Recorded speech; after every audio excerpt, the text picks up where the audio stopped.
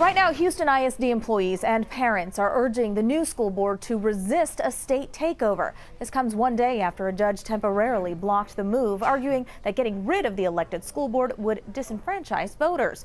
Adam Bennett live outside HISD headquarters where a rally is said to happen. Adam.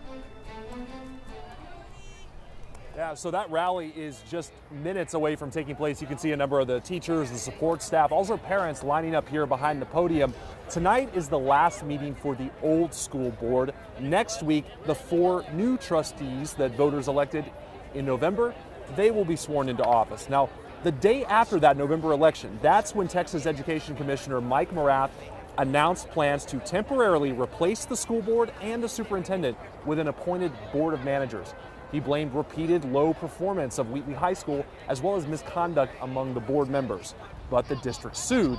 They accused Morath of exceeding his authority. Now, the state was hoping to seat a new board by April, but the district's lawsuit now won't be tried until at least late June or until late June. So the state tells us that they do plan to appeal that ruling from yesterday. But again, we're expecting to hear from these members here, these union members, teachers and parents any minute now. We'll show you what they have to say coming up tonight at 6. Back to you.